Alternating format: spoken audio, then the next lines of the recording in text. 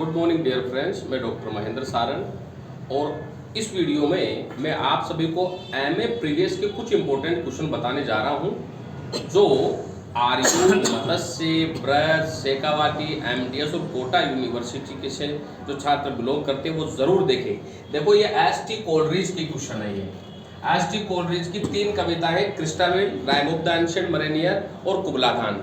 अब किन्हीं के सिलेबस में एंशिएंट मरीनियर और कुबला खान है, किसी के सिलेबस में क्रिस्टाबेल और कुबला खान है, लेकिन कुबला खान सभी के कॉमन है।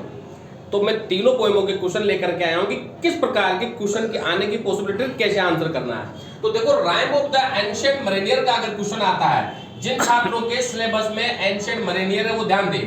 क्वेश्चन बनेगा 101% कि the main events in the ancient mariner have an ethical and allegorical dimension को इसमें बताया गया है। अब इथिकल और एलोगोरिकल जब डिमेंशन आप लिखे तो याद रखना, इस कविता में जो बोटमैन रहता है वह बोटमैन के द्वारा जो नेचुरल ब्यूटी को जो बताया जाता है कि जब वो एल्बाट्रोस पक्षी को मारा जाता है और फिर दक्षिण ध्रुव की देवी जो है वो उन्हें श्रापित कर देती है, फिर वह जब उसकी आंखें खुलती है तो एक नीले समुद्र में वो अपने आप को पाता है। तो वो सारी चीजें एथिकल एंड एलोगोरिकल मैनर में ये सारी चीजें जरूर लिखें। और इसमें जो थ्योरी है बाइबलिज्म की और कवि की जो ग्रेट स्किल्स है इमेजनरी की, ये पॉइंट जरूर लिखिए विद पेस्टोरल ब्यूटी को, क्योंकि इसमें ग्रेट स्किल्स और पेस्टोरल ब्यूटी विद इमेजनरी को बताया गया है। दूसरा क्वेश्चन भी इसी से बेस्ड है कि comment on Coleridge handling of traditional ballad, क्योंकि इसमें जो एंशिएंट मरीनियर इसमें ट्रेडिशनल बैलेड को बताया गया है। ट्रेडिशनल बैलेड में वो विलाप करता है कि कोई मेरी कहानी सुन ले और सजग हो जाए कि मैं वो क्या कहना चाह रहा है मरीनियर। इसीलिए वो मरीनियर उन सभी शादी में जाने वाले लोगों को कहानी सुनाना चाहता है, लेकिन कोई सुनता नहीं है।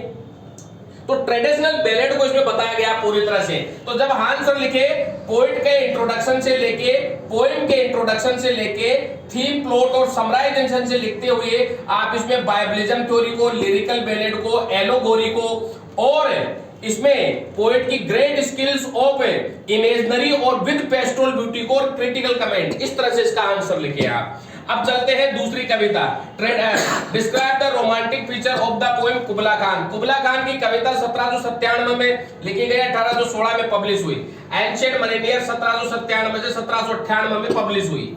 अब कुबला खान अगर कविता पढ़ी है तो कुबला खान पूरी की पूरी इमेजनरी में है, जो अपने पूर्वजों के लिए जेनेडू नाम की जगह पर एक महल बनाना चाहता है जहां पर एल्प नदी का वर्णन करता है। तो इसमें great skills of imaginary, supernatural element और हॉरर ऑफ फियर को, गिरते हुए पानी की आवाज और उसके साथ गिरती हुई चट्टानों की आवाज, यहाँ पर सुपरनेचुरल एलिमेंट को और हॉरर फियर को, और यहाँ पर एप्सियन लड़की की सुंदरता का वर्णन भी करता है, साथ में पेस्टोरल ब्यूटी का वर्णन करता है वो, क्योंकि एल्प नदी के चारों तरफ जो है वो बगीचे उगे हुए हैं, फव्वारे हो रहे हैं। तो इस तरह से वो पेस्टोरल ब्यूटी का भी वर्णन करता है। तो ये जरूर लिखिए आप। इसी का एक दूसरा क्वेश्चन आपको क्रिटिकल एप्रिसिएशन पूछा जा सकता है।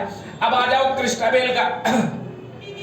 क्रिस्टाबेल जो कविता है 1797 से 1800 में लिखी गई। Bring out the importance of the supernatural element. देखो, सुपरनेचुरल एलिमेंट पूछेगा इसमें, और define horror, fear, romance, supernatural element and poet great skills of imaginary in the poem Christabel. तो क्रिस्टाबेल में सर लियोलाइन है, क्रिस्टाबेल है और जेरेल्डाइन कैरेक्टर रहती है। अब यहाँ पे सुपरनेचुरल एलिमेंट में जिस तरह से जेरेल्डाइन चुड़ैल रहती है और वो उसे जंगल में मिलती है, रोते हुए मिलती है, फिर वो उसे लेकर के आती है, तब उसकी कुतियां उसके ऊपर भौंकती है, ये सुपरनेचुरल एलिमेंट। और ये हॉरर और फियर को आप इसमें बताने की कोशिश करें।